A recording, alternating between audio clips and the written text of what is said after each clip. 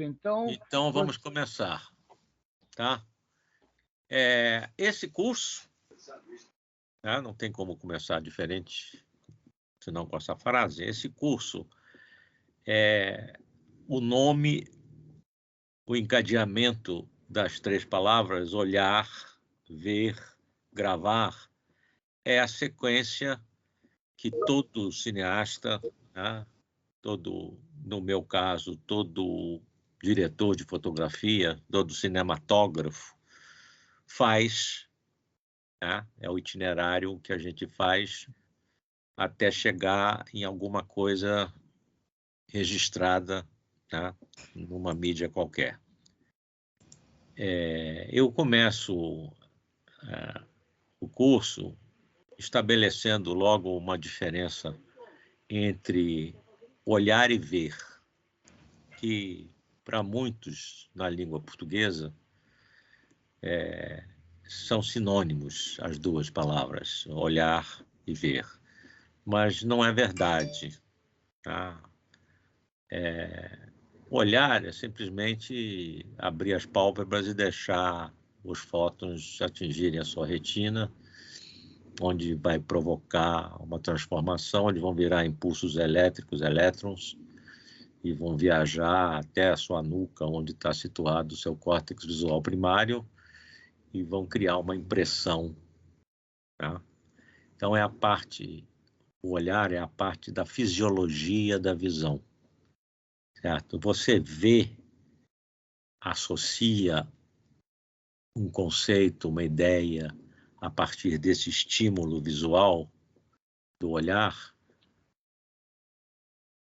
Quando essa informação que chega no córtex visual volta para todas as outras áreas do cérebro e vamos falar assim, analisada por essas áreas todas e adquire significado, tá?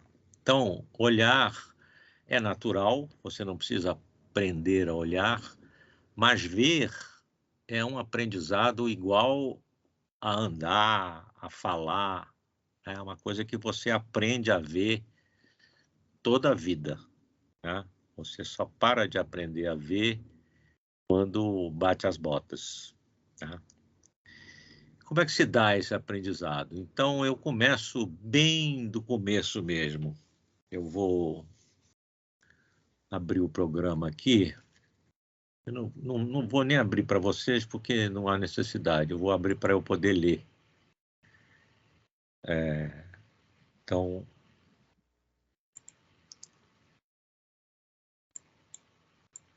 é que eu estou me achando aqui.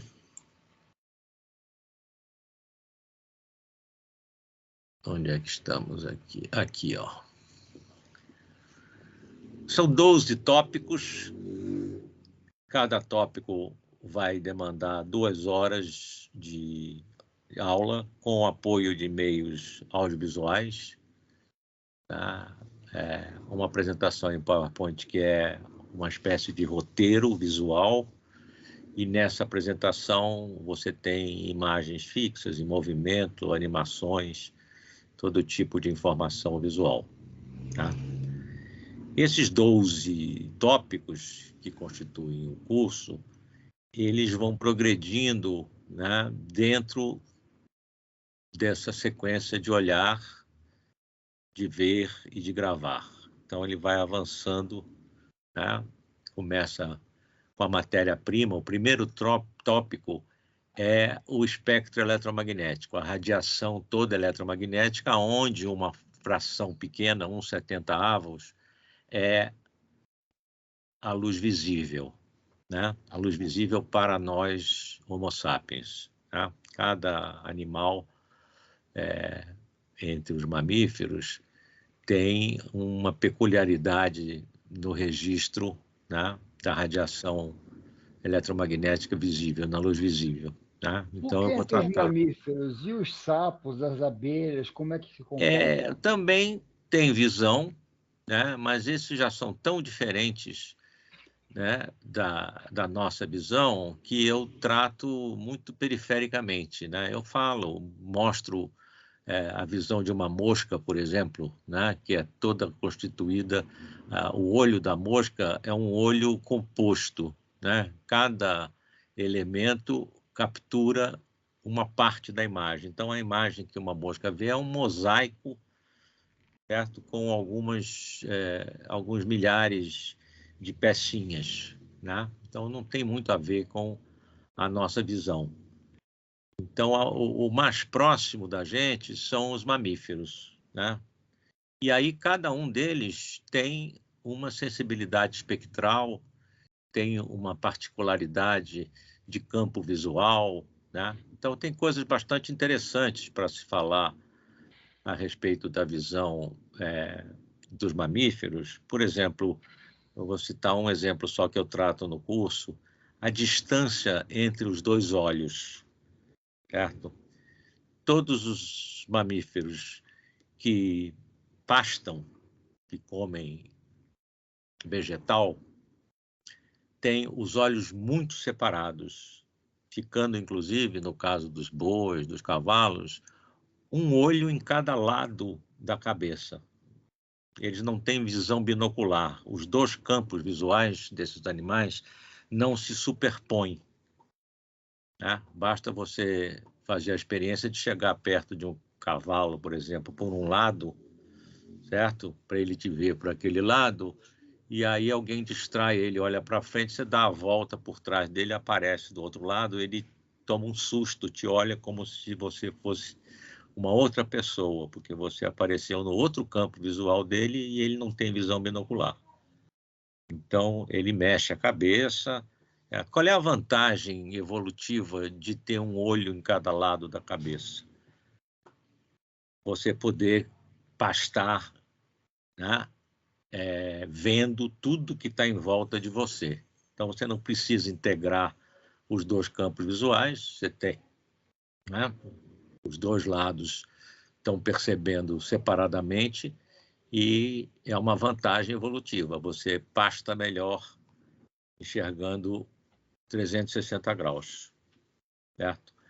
Quando o animal é carnívoro, depende de caçar para se alimentar, os olhos já são não só à frente da face, como são próximos um do outro.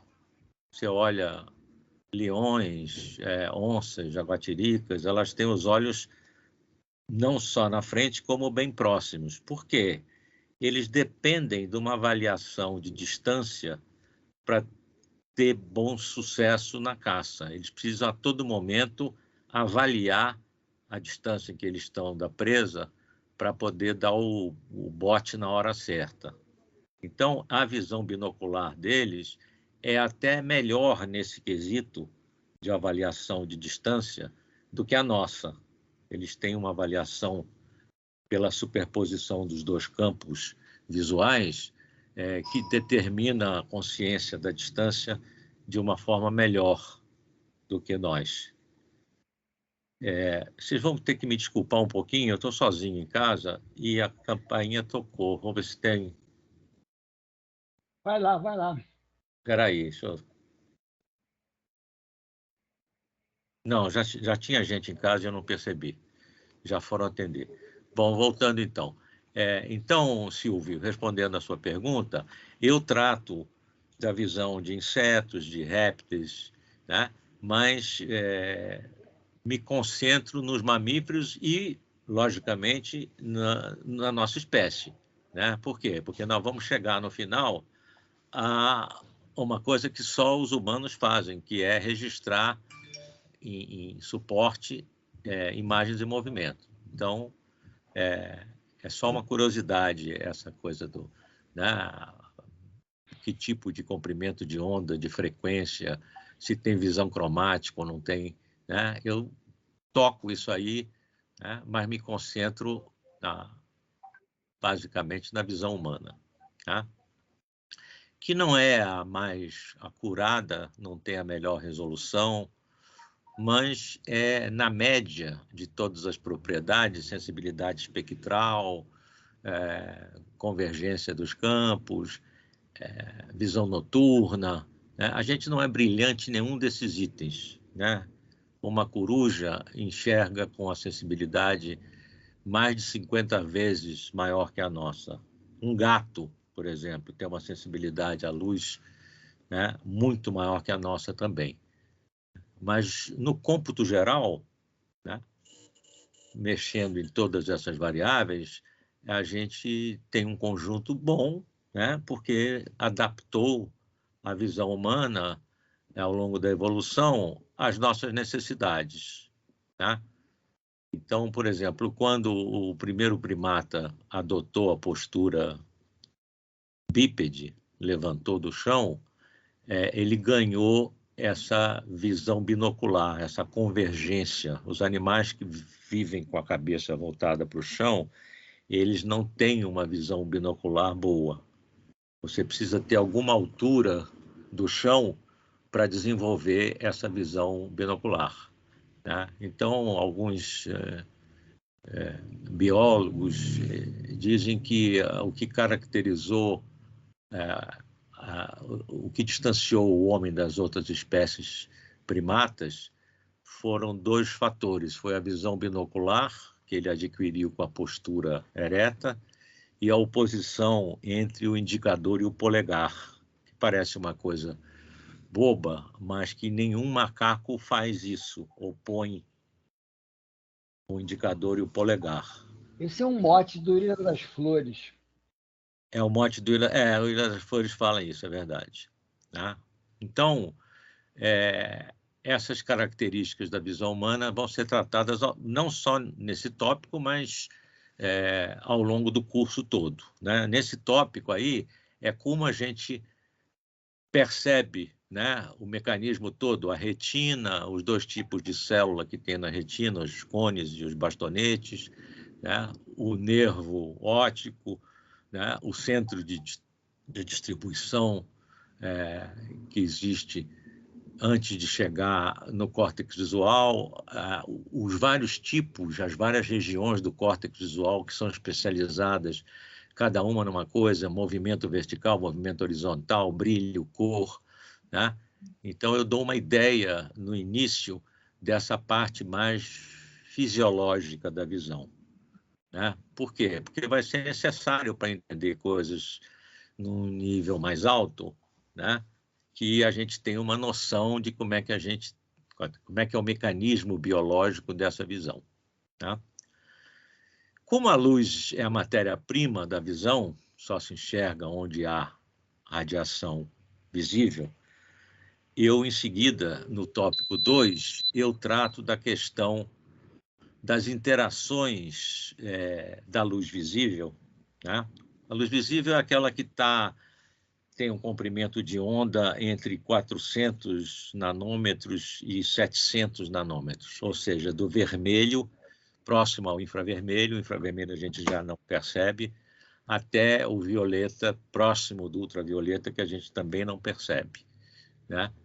Então, esse espectro é muito pequeno em relação a toda a radiação eletromagnética, é 1/70, 1/70 de todo o espectro eletromagnético. Então, essa é a janelinha que a gente tem para perceber o mundo pela visão. Ela não é, né, se você imaginar uma porta que abre 90 graus, você está tendo aí 1/70, né, alguns não são nem 2 graus, tá? É 1 grau e alguma coisa, é uma frestinha pela qual a gente enxerga a radiação toda eletromagnética, né? O homem, com a sua inteligência, né, ele construiu aparatos. Hoje a gente enxerga o espectro inteiro, né? Grande parte a parte mais importante da astronomia hoje se dá em comprimentos de onda invisíveis, né? No raio-x, nas ondas de rádio, né? Que são frequências e comprimentos de onda que a gente não percebe pelos olhos.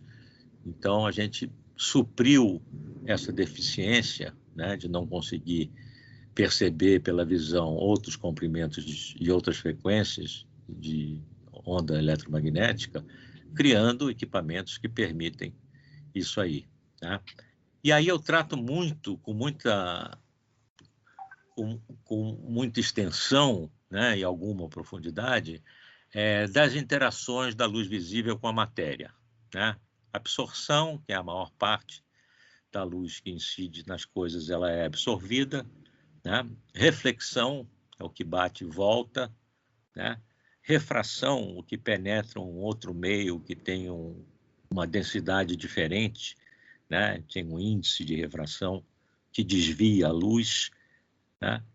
Difração, que é o espalhamento da luz quando atravessa um orifício muito pequeno. Então, eu vou analisando todas essas interações da luz com a matéria, porque todas elas, de alguma forma, estão ligadas à cinematografia. As objetivas são baseadas na refração da luz quando penetra o cristal óptico, né? A gente só fotografa aquilo que reflete luz, né? Mas aquilo que absorve também é interessante, porque à medida do contraste, né, da luz que incide sobre a realidade, é uma diferença entre o índice de reflexão de cada superfície, né? Sendo que o santo graal é a pele humana. Tá? Então, eu explico essas interações todas, porque ao longo do curso eu vou mostrar aonde é que elas estão presentes, que momento do processo de captação da imagem você vai ter que considerar esse conhecimento, você vai recorrer a esse conhecimento para entender. Tá? O terceiro tópico do curso, a terceira aula, vai tratar justamente do entendimento da realidade à nossa volta pelo sentido da visão. Tá? Então já é um estágio mais do ver. A gente está começando a falar do ver. Está começando a sair do olhar para entrar no ver. Tá? Essa transição, tá, entre algo que é totalmente natural e não intencional, que acontece, quer você queira, quer não. Se você não é cego, você abre os olhos e a luz vai se transformar na sua retina e você vai receber uma informação visual, né? Só que se você, por acaso, nunca viu aquilo que está na sua frente, se você é a primeira vez que você vê aquilo, você vai ter uma dificuldade grande, inclusive, de nomear aquilo, né? Você vai procurar, normalmente, semelhanças com algo que você já conhece, né? Há vários estudos sobre povos que nunca tiveram contato com alguma coisa e de que forma eles nomearam essa coisa, né? Inclusive, os escritos deixados pela tripulação de Cristóvão Colombo, quando chegou na ilha espanhola, lá em 1492, dão um testemunho disso, né? Os habitantes da ilha espanhola nunca tinham visto uma caravela. E as caravelas, pela natureza, pelo tamanho, pelo peso, não chegavam na praia, porque elas encalhariam. Então, elas ficavam longe da praia e os aspas, descobridores vinham lá nos seus escaléres, nos seus botezinhos, até a praia. Então, os índios viam as caravelas de longe, né? E eles tinham barcos, mas os barcos deles eram canoas, né? Canoas escavadas em tronco e tal. Então, eles não tinham um nome para aquilo, né? E por aproximação, né? Como elas estavam distantes, fora da água, né? Com uma boa altura fora da água, eram bem visíveis e tinham velas, tinham mastros e velas, eles chamaram as caravelas de ilhas com pano.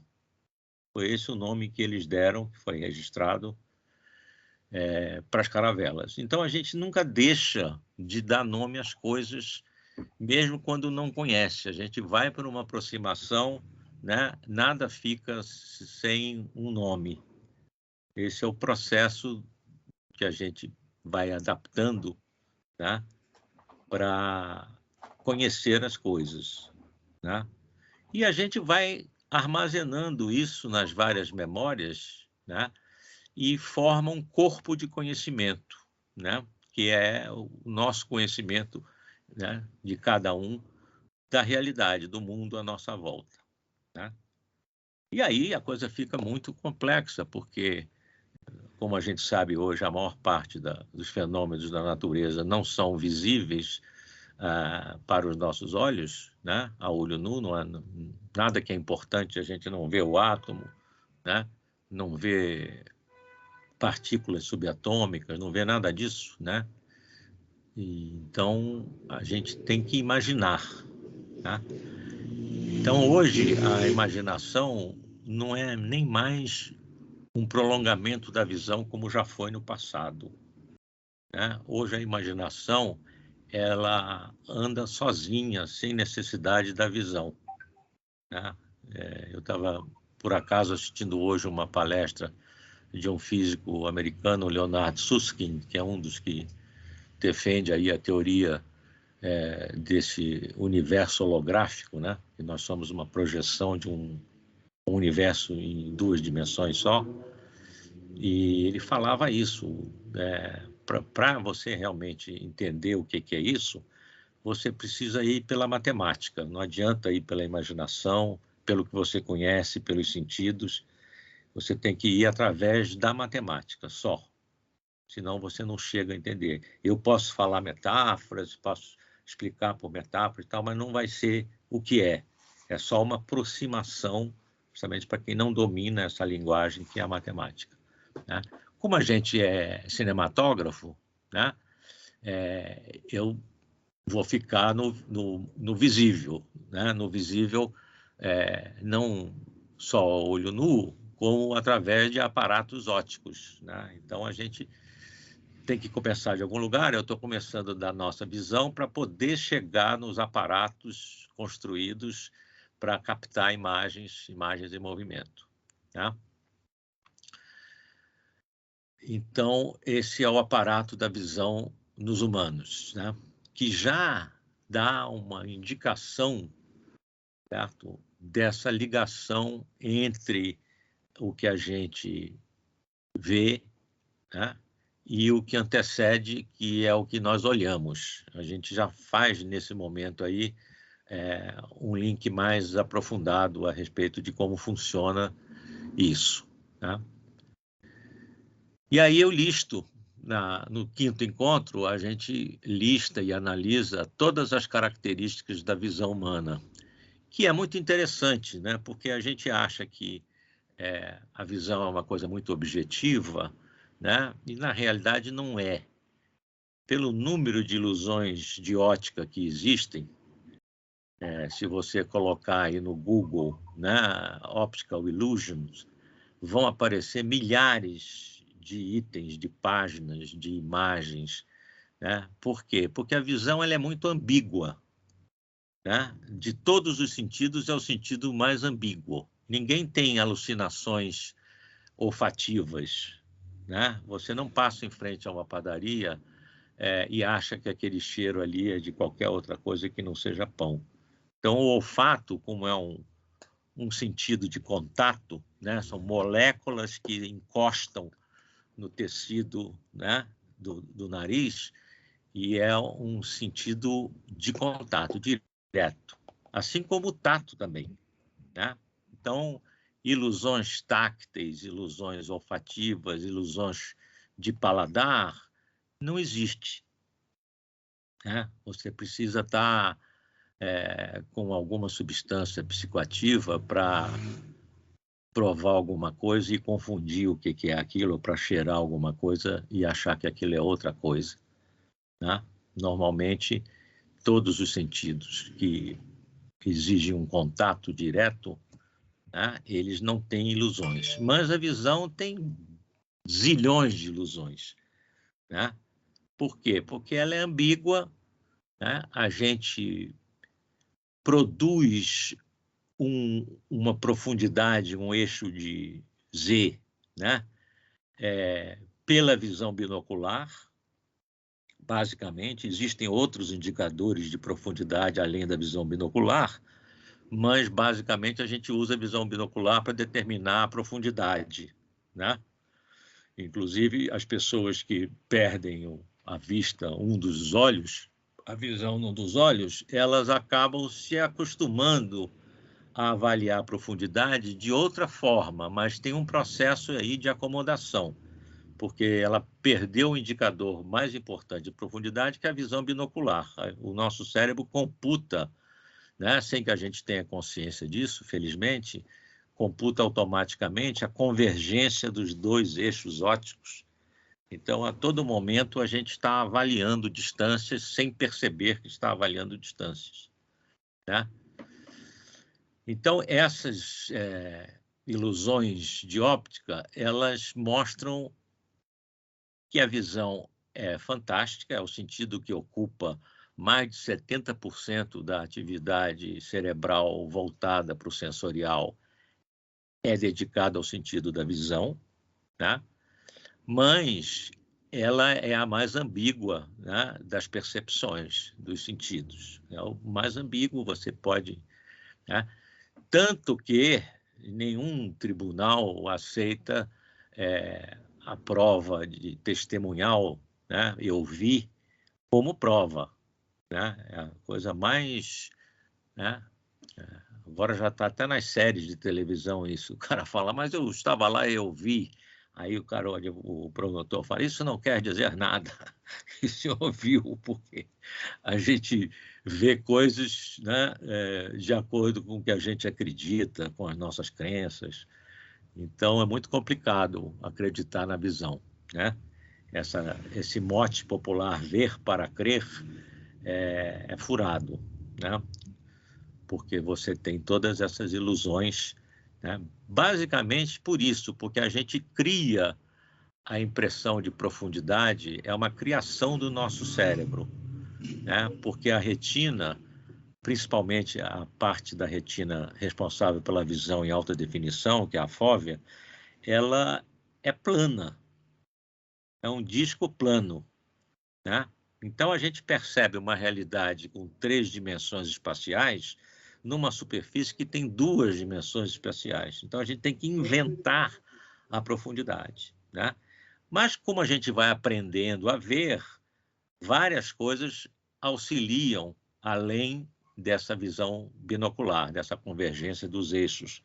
Por exemplo, uma coisa que serve muito para a gente avaliar profundidade é a perspectiva aérea, né? A gente sabe que quanto mais longe da gente está um objeto, menos contraste a imagem dele vai ter e mais azulado ele vai ficando pelo ar, quantidade de ar que está entre os seus olhos e aquilo que você está olhando. Então, a gente consegue avaliar, né, a distância pela perspectiva aérea.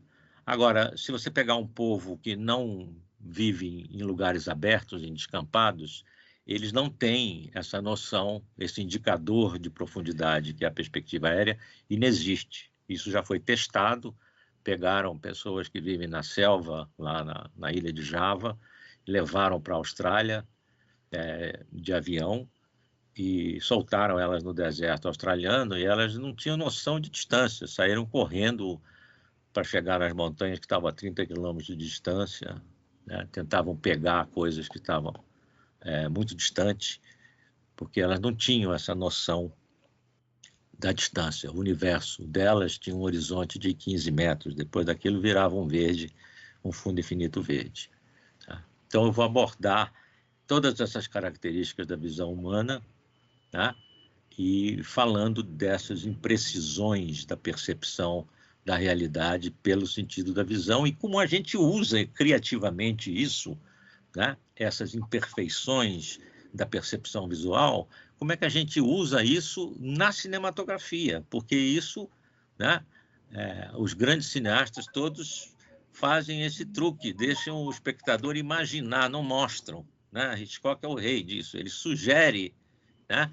Você acha que viu, né? Fizeram uma pesquisa com aquele filme O Bebê de Rosemary, do Roman Polanski, e depois que as pessoas assistiam o filme, eram entrevistadas na saída, e mais de 70% das pessoas que assistiam achavam que tinham visto o bebê diabo dentro do berço. E o Polanski nunca mostrou a cara do bebê diabo. Não tem isso no filme. Mas as pessoas acreditam que viram. Né? Por quê? Porque queriam ter visto. E ele deu todas as pistas, né, indiretas de que aquilo estava sendo visto, mas aquilo nunca foi visto no filme, ele nunca mostrou no filme aquilo ali. No capítulo 6 do curso, eu vou falar dos dois tipos principais de visão que a gente tem, que é a visão fotópica, que é a visão proporcionada pelas células cone, que são sensíveis à cor, distinguem, né? São 3 tipos de células cones sensíveis ao vermelho, ao verde, ao azul. Eles têm quantidades diferentes na retina, eles têm sensibilidade cromática diferente, né? Então, a gente vai analisar essa visão fotópica e a visão dos bastonetes, que é a visão escotópica, que é a visão noturna, né? Que são células com muito mais sensibilidade do que os próprios cones, que veem as cores, mas que não têm sensibilidade cromática, né? Aquele ditado popular, de noite todos os gatos são pardos, é uma tradução popular dessa visão escotópica que não tem distinção de cores, né? E aí vou entrar em seguida numa coisa que é muito importante para a cinematografia, que é a acuidade visual, né? A nossa capacidade de ver detalhes numa imagem, né? Então, eu vou avaliar o ângulo de visão que a gente consegue distinguir 2 linhas pretas num fundo branco, né? Vamos ver como é que isso se manifesta na percepção visual, como é que o mundo inteiro foi construído à nossa volta, tendo por base a nossa acuidade visual, embora a gente nunca pense nisso, o tamanho das páginas dos livros, dos jornais, o tamanho das letras, tudo isso tem a ver com a nossa acuidade visual. Nada é feito para nós olharmos, nem a tela do computador, nem a tela do cinema, que não considere a nossa acuidade visual. É que a gente perdeu de vista, já acha que isso é automático, mas não é, tudo isso foi pensado.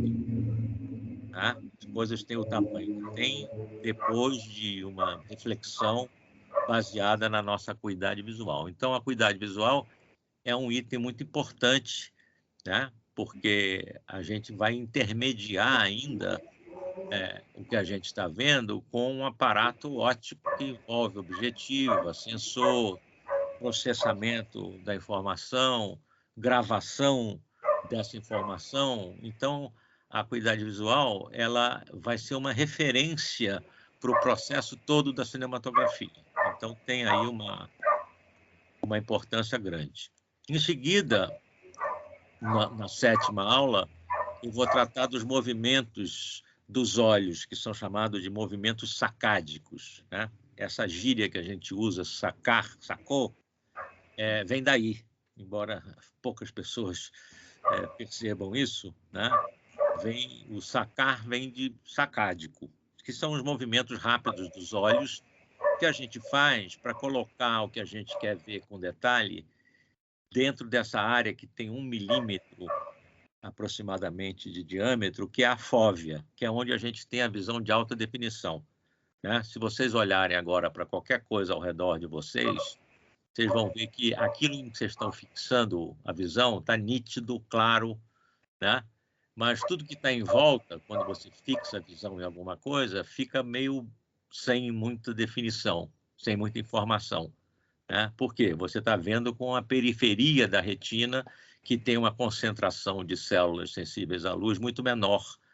Então, esses movimentos que a gente faz com os olhos, e às vezes até com a cabeça, quando não dá para só com o movimento dos olhos, são os movimentos sacádicos, a gente faz milhares deles por dia, né? E eles têm uma importância muito grande, porque eles estão sendo estudados já há bastante tempo, né? Tem equipamentos atualmente que você coloca, são óculos ligados a um computador que registra os movimentos dos olhos. Serve para tudo, serve para arrumar a prateleira do supermercado, para você saber onde as pessoas olham mais, né? Isso é o que faz com que o feijão e o arroz sempre estejam lá no fundo e embaixo, né? E aquela garrafa de uísque escocês está na saída, na altura do seu olho, perto do caixa. Isso também não foi acaso, isso aí ganhou uma velocidade muito grande, essa técnica de exposição de mercadorias com esse equipamento, né? Que ele registra os movimentos sacádicos, os movimentos dos olhos, né? E serve para tudo, para investigar se o cara é culpado de um crime. Eles usam isso para absolutamente tudo, inclusive principalmente para nós, para ver para onde as pessoas olham para a tela quando estão assistindo ou televisão ou cinema, para onde olha, quanto tempo fixa, aonde fixa o olhar, né? Então, isso hoje é uma ciência, isso está sendo estudado e o cinema está se modificando com base nessa informação de para onde as pessoas olham, por quanto tempo, né? Então, o futuro do cinema, do audiovisual, está ligado a esse conhecimento. Então, isso é uma coisa importantíssima, saber, né, como é que são esses movimentos, o que a gente pode deduzir desse registro que é feito, né, porque vai objetivar muito a linguagem cinematográfica, né? Detalhes bobos, por exemplo, toda vez que cruza o nosso campo visual alguma coisa brilhante, uma lâmpada acesa, por exemplo, inconscientemente, sem que a gente deseje, é um reflexo que vem aí do tempo das cavernas, a gente olha para aquele ponto luminoso que entrou no campo visual da gente. Então, eles descobriram isso analisando milhares de pessoas com esse equipamento que registra os movimentos sacádicos, e eles estão tirando dos filmes, quando querem criar uma sensação de suspense, uma coisa forte de concentração, objetos muito brilhantes dentro da passagem dos movimentos de câmera, para não perder a atenção naquilo, olhando para aquilo, né?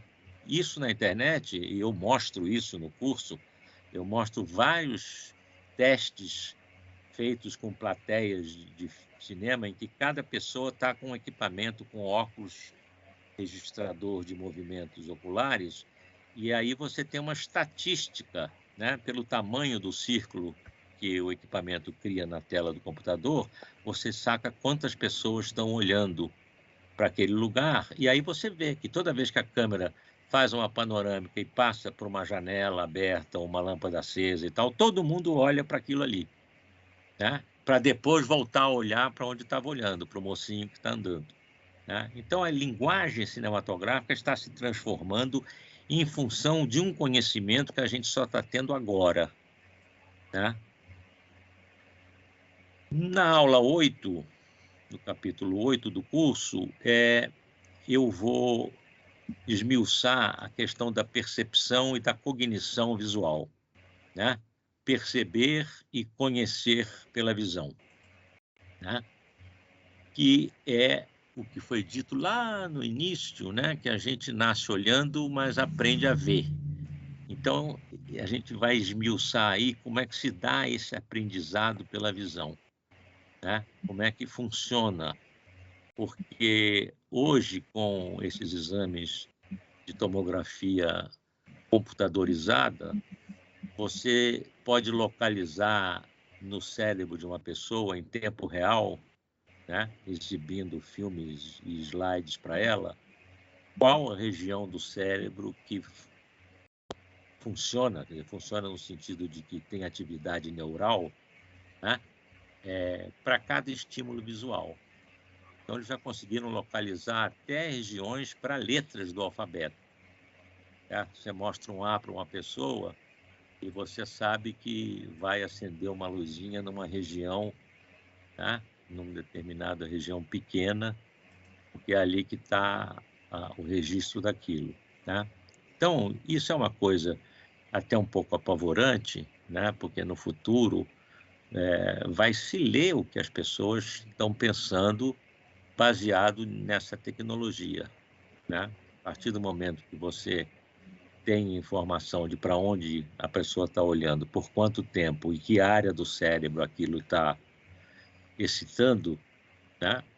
você vai ter uma ferramenta perigosa aí, né?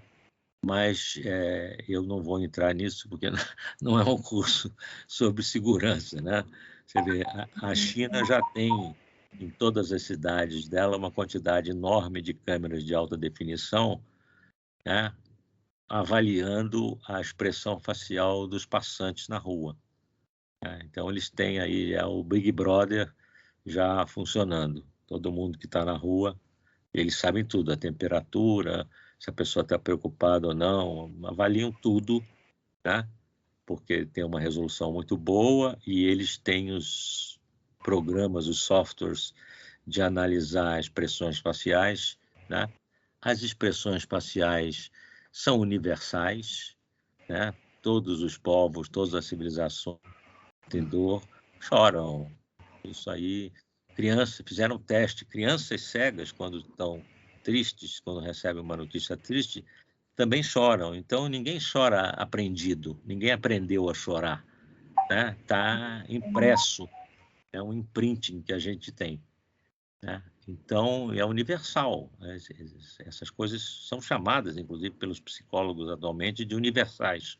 Universais são coisas que independem da cultura, né, do desenvolvimento de um determinado grupo humano, tá? Aí eu vou mais a fundo nessa questão da visão, né? Tem duas vias principais no cérebro da visão. Tem uma via arcaica e tem uma via mais moderna, mais do Homo sapiens, realmente. Essa via arcaica que a gente herdou, que os primatas também têm, é a via que diz o onde estamos, é a localização. É o que você usa para se localizar no espaço, né? E a via mais recente, especificamente humana, é uma via que pergunta o que é, né? Então, é onde a via arcaica e o que é essa via mais desenvolvida em nós humanos, né? E como é que a gente joga com essas duas vias, tá? Para ter uma ideia do mundo à nossa volta, tá? E aí eu vou esmiuçar mais a questão da ambiguidade da visão, das ilusões, né? Como é que elas funcionam, o que se aprende estudando as ilusões de ótica. Se aprendeu muito a respeito da visão humana estudando essas ambiguidades, né? Você olha para uma coisa e diz que é uma coisa e na realidade é outra, né? Então a gente vai explorar mais aí, tá? No 10º capítulo, no 10º tópico, eu vou tratar dessa tendência nossa a perceber a tridimensionalidade, mesmo quando ela não existe, a gente coloca, né? Eu vou mostrar alguns testes que mostram que a gente quer ver as coisas espacializadas. Mesmo quando elas não são, a gente projeta uma espacialidade naquilo que é bidimensional, né? Isso aí já foi muito estudado, tem a ver, inclusive, com a sobrevivência direta, né? Você fugir, né, de coisas que possam lhe fazer dano, né? Mas tudo a gente tem a tendência, mesmo quando a imagem é bidimensional, a gente acrescenta por conta própria, né, a profundidade, a terceira dimensão. Depois eu vou tratar do pulo do gato, né? Como é que a gente dá significado àquilo que a gente vê, né? Como é que a gente atribui. E aí é um estudo complexo, porque tem esses universais que independem da época, da cultura, e tem coisas que são muito culturais, que são de uma época, né? Então, a gente precisa, primeiro de tudo, distinguir, porque é mais interessante você lidar com esses universais que independem, né, para fazer cinema, para você se expressar pela imagem em movimento, é mais interessante você ser o mais universal possível, né? Então, eu vou meio que hierarquizar a questão do significado que a gente empresta ao que é visto, né? Como é que a gente hierarquiza a nossa visão, o que é mais específico de um grupo, de uma época, e o que é mais universal, né? O que é cultural, o que é perceptual. Esmiuçar mesmo como é que a visão valora e dá peso às coisas, né? E, por último, a ideia que é adotada hoje pela psicologia da percepção, uma ideia de qualia, né? Quale é o singular, qualia é o plural. Os quales são a qualia. O que é isso? É um conceito que se trabalha hoje na psicologia da percepção e da cognição. É algo que é irredutível a um outro código. Por exemplo, se eu mostrar para vocês uma tela vermelha, certo? Aquele vermelho, certo? Ele, para ser percebido só inteiramente, ele só vai ser percebido inteiramente, aquele vermelho, pela visão. Ele é uma qualia, né? Qualquer tradução que você faça para um outro código, né? Se você for descrever aquilo com palavras, ou for fotografar, ou for pintar aquilo, você não mais vai estar sendo inteiramente fiel àquilo. Então, hoje, esse conceito de qualia, né, que é o específico da visão, né? A qualia é aquilo que é específico da visão e intraduzível na sua totalidade por um outro código, né? Porque isso, se você tem isso claro, né, você vai fazer um cinema muito mais direto, você vai atingir muito mais o espectador, porque você não vai precisar metaforizar tanto, né? Você tem um conhecimento mais objetivo de como aquela imagem vai atingir o seu espectador, né? Então, é a aplicação final de tudo aquilo que a gente viu durante o curso, né? É como criar as imagens, certo? Para ter o impacto desejado, a que a gente deseja que elas provoquem no espectador, tá? Então, a gente vai conseguir driblar todas essas questões que a gente descobriu desde a antiguidade, algumas e algumas muito recentemente, né, do que chama a atenção do olhar. E aí a gente vai ver noções como simetria, continuidade, descontinuidade, né, agrupação, aquilo que a primeira vez foi teorizado com mais sistemática pela escola da Gestalt, né, na Alemanha. Eles foram os primeiros que viram como é que a gente codifica o mundo pela visão, né? O princípio da proximidade, o princípio da semelhança, o princípio do contido e do continente do contido. Isso tudo é um fundamento da visão de como a gente interpreta a realidade à nossa volta pelo sentido da visão, né? Então, no final, eu vou me centrar nesse conceito de qualia e a gente vai extrapolar isso para a linguagem cinematográfica, né? Como é que a gente vai aplicar esse conhecimento todo de como o mundo é percebido pelo sentido da visão à linguagem cinematográfica. Então, esse é um resumo do curso. Eu vou voltar aqui para vocês.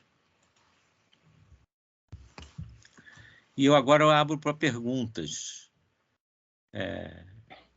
Bem, eu quero aproveitar, então vou me despedir de vocês, É mas eu sempre um quero antes prazer. lhe dar os parabéns pela palestra clara, didática, profunda, muito completa. Você cobriu um campo que eu não conhecia bem, que me acrescentou muitíssimo. Eu gostaria muito de fazer o curso. Não estou podendo nesse momento, mas eu quero dar os parabéns, me despedir, Obrigado, dar um Silvio. Vindo fortíssimo de abraço. vocês, vindo de você, que é um cineasta maravilhoso, é sempre bom ouvir que pessoas percebem a amplitude do curso, né, e o que ele pode fazer por quem faz imagem e movimento.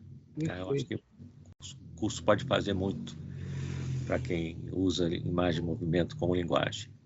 Bom curso, parabéns. Bom, obrigado, Silvio. Grande abraço. Gente, estou aqui à disposição de todos. Quem quiser aparecer para eu ver um pouquinho, né? Fica aquela curiosidade, né? Como é? O Fabrício eu já conheço, que é um ex-aluno querido. Mas como será que é a Carmen Rosa, né? Ou o Patrick? Eu fico curioso. Tá? Eu lido com imagem, não tem como. A coisa mais angustiante para quem lida com imagem.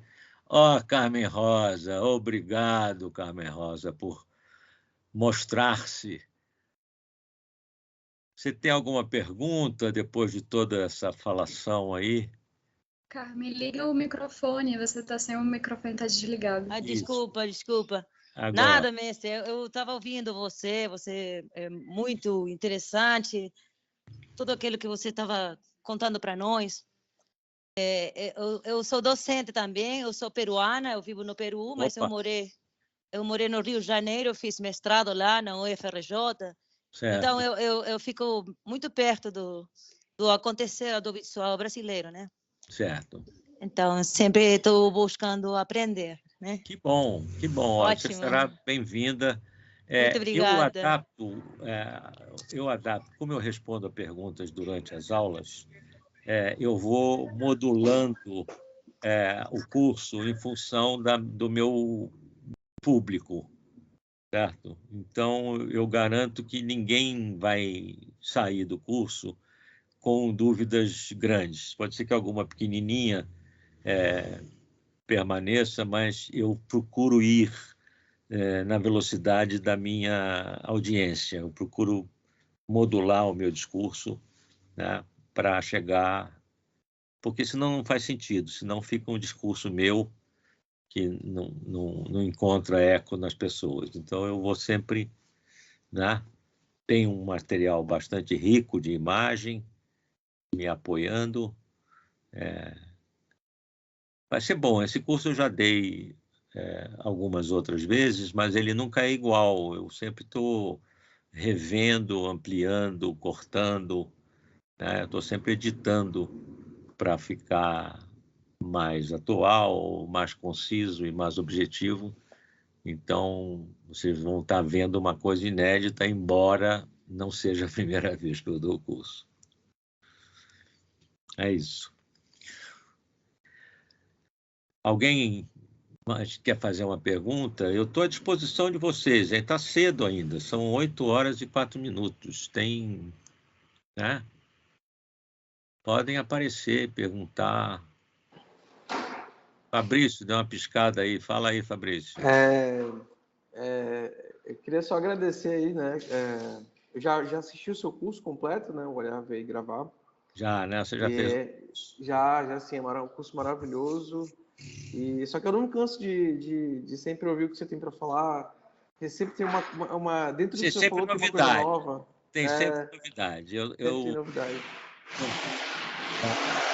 Não, isso aí eu procuro sempre ampliar. Às vezes até reduzir. Às vezes você precisa secar algumas coisinhas, né? Enxugar algumas partes. Mas eu nunca dou 2 cursos iguais. É sempre uma novidade. Há quanto tempo você fez o Olhar, Ver, Gravar, Fabrício? Mestre, eu fiz em 2017. 2017. Já tem um tempo. Isso, já tem um tempo. 4 anos já. Ih, tem novidade, tem novidade. Precisa Essa parte toda da análise dos movimentos sacádicos, esses equipamentos monitoram os movimentos sacádicos, para onde as pessoas olham, quanto tempo olham e tal, é uma novidade. Pois é, anotei. Eu até fiz aqui a minha anotação no meu bloquinho. Isso é uma novidade, é uma coisa que está mudando a linguagem cinematográfica, vai mudar mais ainda, tá? Já está chegando na ficção, começou com a coisa do comercial e tal, para vender, né? nada mais humano que isso, mas hoje já está na linguagem cinematográfica. Hoje, uma das pessoas que colaborou nessa pesquisa tem um grupo na Califórnia, de um Salk Institute, em La Jolla, na Califórnia, que eles estão estudando esses aspectos todos da visão ligados a movimento, a níveis de percepção, e aquele diretor, ele é mexicano, na realidade, que fez olha, como é o nome dele? Quem é que fez Gravidade? Cuarón. Eles estão recebendo uma contribuição muito valiosa do Alfonso Cuarón, que tem usado as pesquisas dele, desse grupo do Salk Institute, nos filmes dele, para ver como é que funciona, que tem feito testes com audiências selecionadas para ver como é que funciona, tá? E eles estão tirando algumas conclusões aí da percepção e da cognição visuais no cinema muito importantes. Então, isso é uma novidade, que com certeza não estava em 2017, ainda não estava isso. É isso. Realmente não estava. Porque é novo, isso aí Eu tomei contato com o Salk Institute há uns 2 anos para cá. Eu tomei contato com eles e eles têm alguns estudos muito interessantes sobre campo perceptual, zonas perceptuais, e eles estão estudando isso a fundo mesmo, com o objetivo de racionalizar a visão para uso na ciência, né, em aparatos informáticos de visão artificial também, né? Porque simular a visão humana é uma coisa muito complexa, né? Todo mundo que vem tentando isso, fazer máquinas que vêm, tem encontrado dificuldades, também porque tem uma parte da subjetividade do vidente, de quem está olhando, né, que muda, né, empresta significado diferente àquilo que está sendo visto, né? Então, só é fácil fazer mecanismos de visão cibernéticos se é uma coisa que checa se uma peça está sendo prensada corretamente por uma máquina. Aí é fácil você fazer, porque são poucos parâmetros, algumas centenas de parâmetros, né? E instantaneamente aquilo é processado pelo computador e diz: a peça está boa, está conforme. Mas quando entra num campo mais complexo, né, da visão humana, são muitas variáveis, né? Mas eles estão estudando isso com uma metodologia que envolve teoria bayesiana, essas coisas mais novas da percepção, e estão chegando a algumas conclusões notáveis. E agora que eles estão com o auxílio de um cineasta, eu acho que eles vão produzir conhecimento muito útil para nós, né, que fazemos cinema. Então, eu tenho grande esperança nesse grupo aí. Que legal, que massa. E é isso, eu vou ter que me despedir agora. Muito obrigado. Querido, foi ótimo vê-lo, ver que você está bem. Depois você me ensina o segredo da eterna juventude, que eu também quero. Muito obrigado. Deve ser a umidade de Manaus. Falou, Fabrício. Abraço. Abraço. Ver também. Abraço. Mais alguém que quer tirar alguma dúvida? Agora eu estou com todos na tela aqui. Tem mais 2 aqui que não estão na tela. Quem são? Temos aqui a Márcia. Patrick, Carol. Bruno, Fernando. A Carmen Rosa, já falamos com ela. Nossa amiga de Lima, Peru. Gente, eu estou à disposição aqui, hein? Possível que eu tenha falado. Márcia. Minha amiga Márcia, que bom. Os amigos comparecem aqui. Meu amigo, super estimulante essa sua apresentação aí, maravilhosa. Fiquei morrendo de vontade. Eu vou fazer esse curso. Vou fazer esse curso. Que isso é só o trailer, né? É o Avant Trailer, não é nem o trailer, isso é o Avant Trailer. Quanta coisa que eu preciso saber antes de morrer ainda. Eu vou fazer. Não vou conseguir fazer agora, mas você faz o favor de fazer várias edições, porque eu vou fazer e vou arrastar o Tom. Já estou na terceira edição. O Tom ia adorar fazer esse curso também. Nossa, né? Ele adora. Bom, enfim, estamos aposentados, meio aposentados, mas logo nós vamos fazer, viu? Parabéns, gostei demais, viu? Bom te ver por aqui. Bom, eu também. Um beijo. Vamos aí, Carol. Patrick.